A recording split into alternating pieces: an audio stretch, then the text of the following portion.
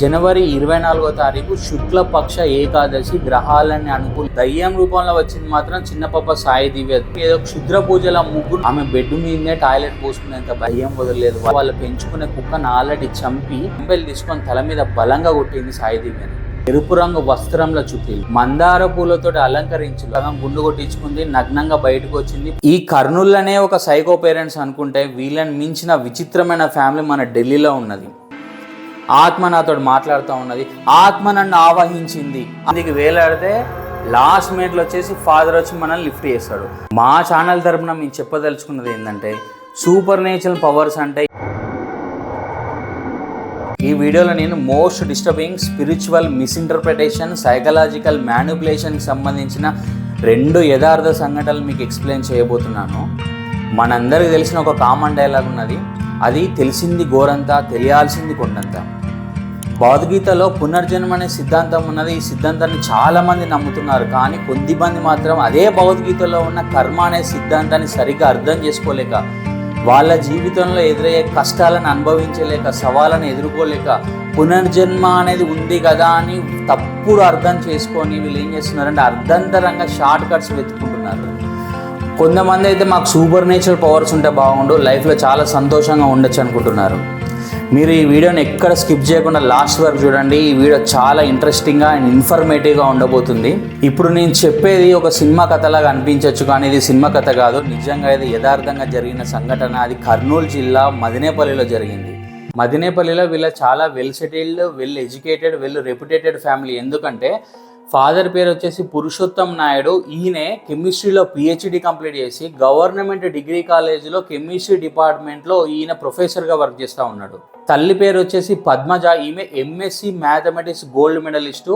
అక్కడే ఉన్న ఒక ఐఐటి ఫౌండేషన్ స్కూల్లో ప్రిన్సిపల్గా వర్క్ చేసింది. ఈమె వల్ల ఆ స్కూల్కి చాలా పేరు వచ్చింది. ఈ తల్లిదండ్రులకు తగ్గట్టుగానే వీళ్ళ పాప అలేఖ్య 27 సంవత్సరాలు, ఈమె పెద్దమ్మాయి. ఈమె యూనివర్సిటీ 3rd ర్యాంకరు. ఈమె సివిల్స్ కూడా ప్రిపేర్ అయ్యి సివిల్స్ క్రాక్ చేసింది. కాకపోతే ఈమెకు ఐఏఎస్ ఐపీఎస్ రాకుండా ఐఎఫ్ఎస్ వచ్చింది, ఇండియన్ ఫారెస్ట్ సర్వీస్. ఈమె భోపాల్లో వర్క్ చేసింది, మధ్యప్రదేశ్. కొన్ని రోజుల తర్వాత ఆమెకు ఉద్యోగం నచ్చక మళ్ళీ ఐఏఎస్ కావాలనుకున్నది, మళ్ళీ సివిల్స్ రాసింది. కాకపోతే ఏంటంటే సెకండ్ టైం సివిల్స్ రాస్తే ఆమెకు రాలేదు. ఇక్కడే ఆమె ఇగో దెబ్బతిన్నది. అలేఖ్య ఇగో ఏమనుకున్నదంటే నేను ఈ సివిల్స్ కాదు, ఇంతకు మించి హయ్యర్ కాన్షియస్ లెవెల్కి వెళ్ళాలని డిసైడ్ అయింది. చాలా బుక్స్ చదవడం స్టార్ట్ అయింది. కొంతమందిని బ్లైండ్గా ఫాలో అవ్వడం స్టార్ట్ అయింది. అందులో బ్లైండ్గా ఫాలో అయిన వాటిలో ముఖ్యంగా డార్క్ మైండ్ సెట్ ఉన్న ఓషోని బాగా ఫాలో అయింది. ఓషో బుక్స్ చదివింది, పునర్జన్మల గురించి చదివింది, భగవద్గీత చదివింది, ఇతిహాసాల గురించి చదివింది, దేవుళ్ళ గురించి చదివింది, దేవతల గురించి చదివింది. ఈమె చిన్నప్పటి పూజిస్తున్న మహాశివుని పూజించడం ఆపేసి ఈమె మహాశివుని ప్రేమించడం స్టార్ట్ చేసింది. నేను మోహినీదేవి అని అనుకున్నది, ఆమె మోహినీదేవిగా ఫీల్ అయింది. ఆమె మోహినీదేవి అయ్యింది, మోహినీదేవి అవతారం ఎత్తింది. ఇట్లా మోహినీదేవి అవతారం ఎత్తిన అలేఖ్యకు అడ్డంగా ఉన్నది వచ్చేసి వాళ్ళ ఫ్యామిలీ మెంబర్స్. ఈమెకు ఒక చెల్లి ఉన్నది. చెల్లి వచ్చేసి సాయి దివ్య, ఆమెకు 22 సంవత్సరాలు. అలేఖ్య ఇష్టానుసారంగా బతకాలంటే ఫ్యామిలీ మెంబర్స్ అగ్రీ చేయాలి కాబట్టి ఫ్యామిలీ మెంబర్స్ మెల్లగా కన్విన్స్ చేయడం స్టార్ట్ చేసింది. తల్లిదండ్రులకి చెల్లెకి చెప్పడం స్టార్ట్ చేసింది, నేను అలేఖ్యని కాదు, నేను మోహినీదేవిని, నేను దేవతని మనిషి రూపంలో అని చెప్పేసి చెప్పడం స్టార్ట్ చేసింది. ఒక రకంగా చూసుకుంటే ఈ పేరెంట్స్ కూడా ఒక సాఫ్ట్ కార్నర్లో ఏమనిపించిందంటే అలేఖ్య చిన్నప్పటి బాగా చదువుతుంది, జీనియస్, చదివరి. ఈమె చెప్పే దాంట్లో ఏమైనా నిజం ఉన్నదేమో అని ఒక సాఫ్ట్ కార్నర్ స్టార్ట్ అయింది. ఇట్లాంటి మానసిక పరిస్థితుల్లో ఉన్న అలేఖ్యకు తోడైంది కరోనా. ఈ కరోనా టైంలో ఎక్కడ చూసినా కానీ చావుల వార్తలే. వందలు, వేలు, లక్షలు, కోట్ల మంది చనిపోయారు. ఎక్కడ న్యూస్ ఛానల్ పెట్టినా చావడమే. ఈ క్రమంలో అలేఖ్య ఏం చేసిందంటే ఇది కలియుగం అంతం కాబోతుంది, సత్యయుగంలోకి ఎంటర్ అవుతామని చెప్పడంతో ఈమె చెప్పిన కాన్సెప్ట్కి, అలేఖ్య చెప్పిన కాన్సెప్ట్కి, బయట జరిగే కరోనా కాన్సెప్ట్కి కరెక్ట్గా మ్యాచ్ అయింది. వెంటనే ఫ్యామిలీ మెంబర్స్ కూడా మెల్లమెల్లగా నమ్మడం స్టార్ట్ చేసేదన్నమాట. దీన్ని ఏమంటారు అంటే షేర్ డిల్యూషన్ అంటారు. అదేవిధంగా ఆ టైంలో లాక్డౌన్ కావడం కూడా అలేఖ్యకు బాగా కలిసి వచ్చింది. తెలుగులో ఏమంటారంటే సావాస దోషం అంటారు కదా, కొన్ని రోజులు ఒకరితో తిరిగితే వాడు వీడెత్తాడు అన్నట్టు. ఈ అలేఖ్యతోటి ఉండడం వల్ల, లాక్డౌన్లో ఉండడం వల్ల ఈ అలేఖ్యకున్న డిల్యూషన్ మొత్తం వీళ్ళ ఫ్యామిలీ మెంబర్స్కి పాకింది. మొత్తం ఫ్యామిలీ మొత్తం ఒక సైకిక్ డిల్యూషన్లో ఉన్నారు. ఏంటా సైకిక్ డిల్యూషన్ అంటే అలేఖ్య దేవత, మోహిని అవతారము, మనము ఈ కలియుగంలో ఉన్నాం, మనం సత్యయుగంలోకి వెళ్ళాలి. పురుషోత్తం నాయుడు, పద్మజ వాళ్ళకి దేవత రూపంలో అలేఖ్య వస్తే దయ్యం రూపంలో వచ్చింది మాత్రం చిన్న పాప సాయి దివ్య. అది 2021 జనవరి 24వ తారీఖున సంఘటన బయటకు వచ్చింది. అంటే సంక్రాంతి అయిపోయి 10 రోజులు కూడా కాలేదు. ఈ సైకిక్ డెల్యూషన్లో ఉన్న సాయి దివ్య ఏం చేసిందంటే ఒకరోజు కుక్కని తీసుకొని వాకింగ్ పోయింది. అక్కడ వేసిన ఒక సంక్రాంతి ముగ్గుని తొక్కిన తర్వాత చూసుకున్నది ఏదో ముగ్గురు తొక్కినా అని చెప్పేసి.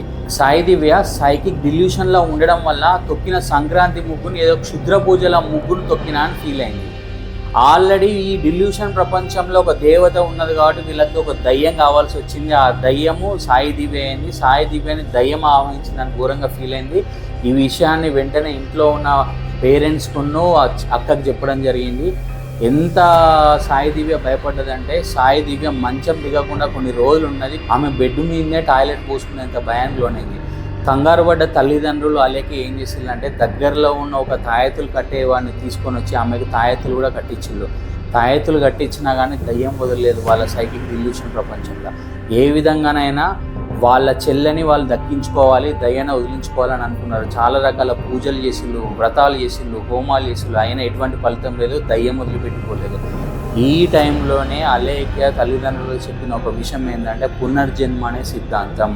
అలేఖ్య అలియాస్ మోహిన్ అనే దేవత ఆమె సైకిక్ డిల్యూషన్ హాలోజినేషన్ ప్రపంచంలో వాళ్ళు పెంచుకునే కుక్కను ఆల్రెడీ చంపి ఆ కుక్కను బతికించి ఆ కుక్కకు పునర్జన్మ ప్రసాదించిందనమాట.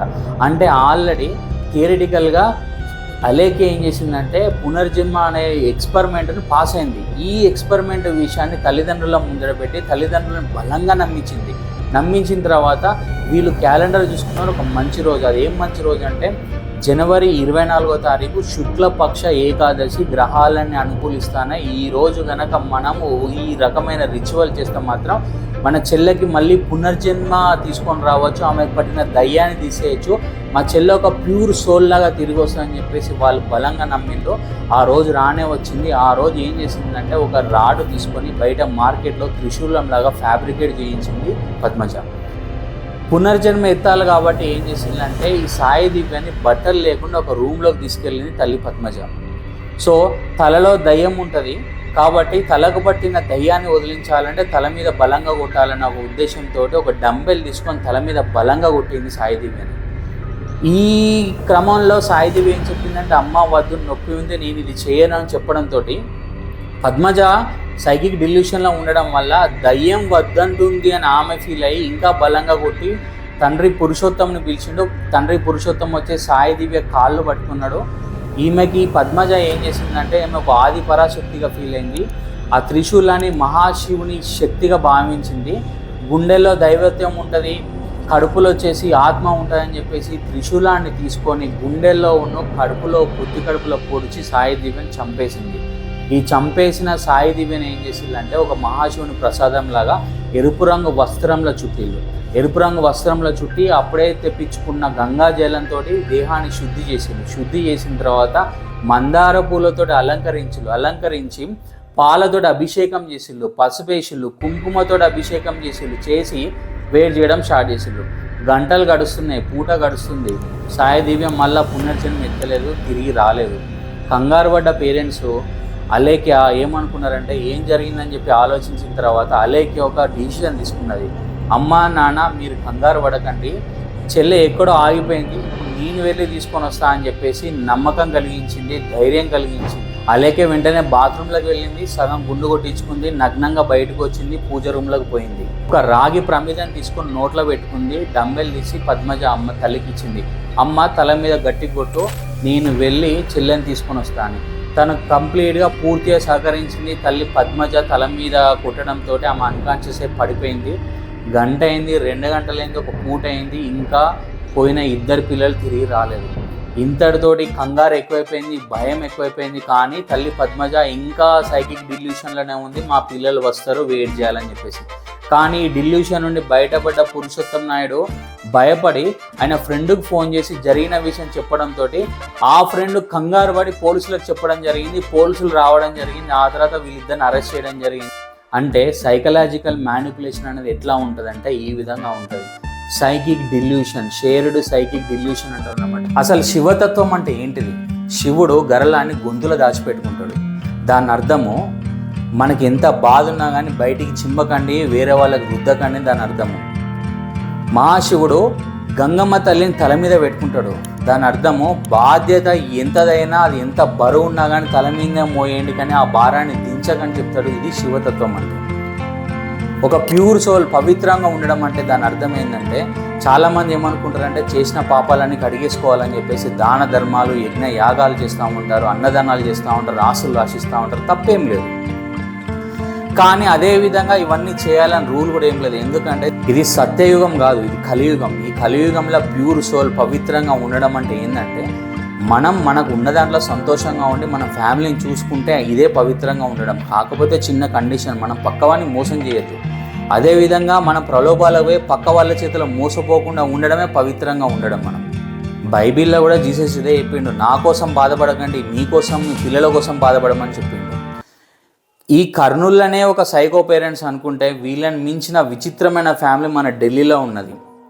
మీరు నాకు తెలిసి మీరు అనుకోకుండా ఒకరోజు అనే సినిమా చూసే ఉంటారు.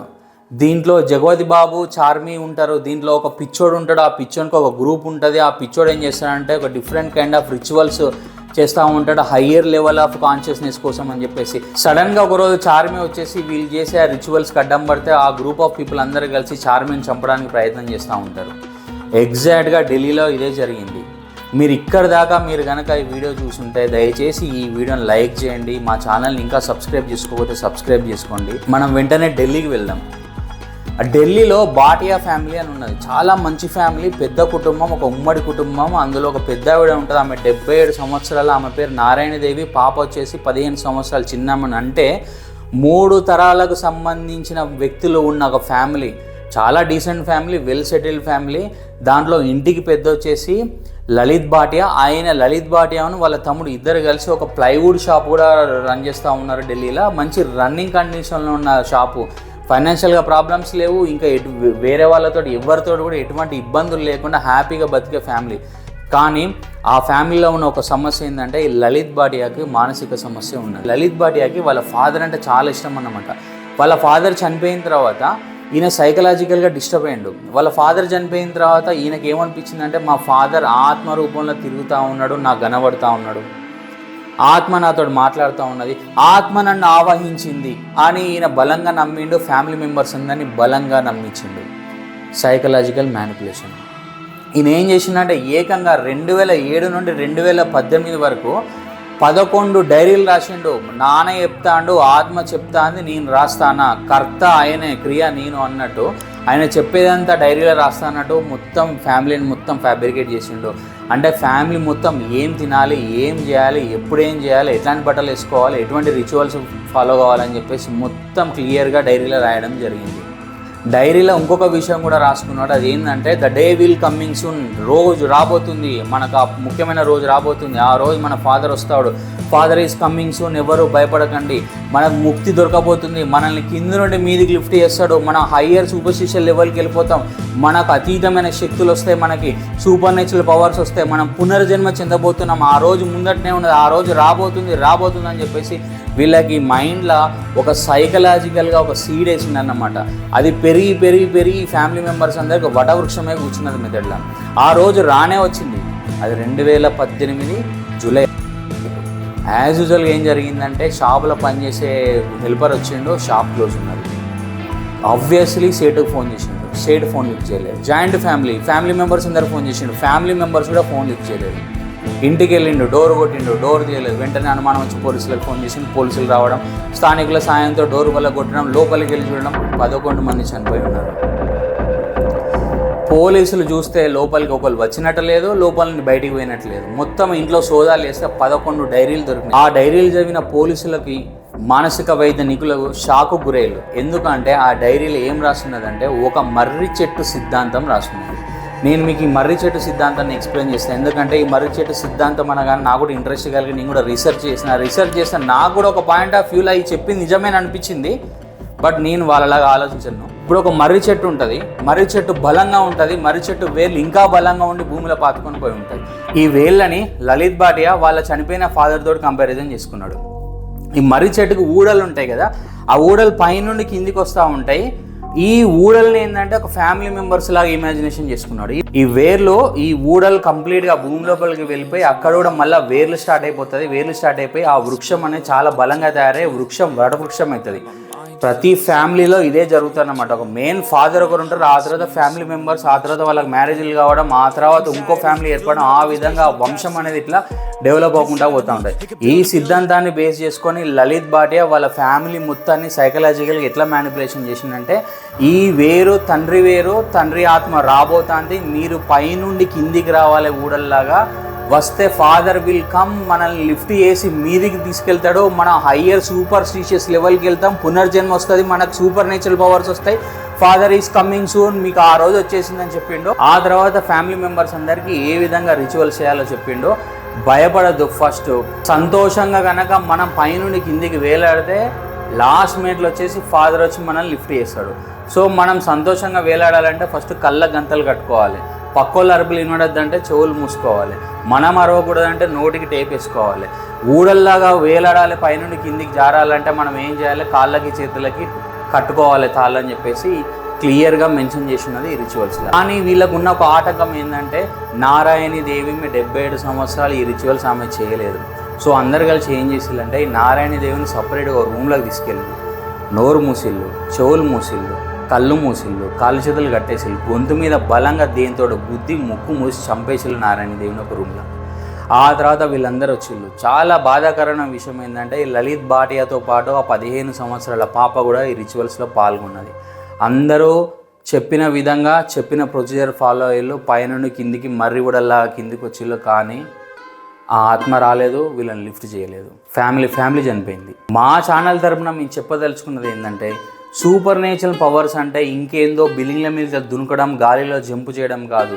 ఈ కలియుగంలో సూపర్ నేచురల్ పవర్స్ అంటే పిల్లల కోసం కష్టపడే ప్రతి తల్లి తండ్రికి సూపర్ నేచురల్ పవర్స్ ఉన్నట్టే వాళ్ళు సూపర్ హీరోసే.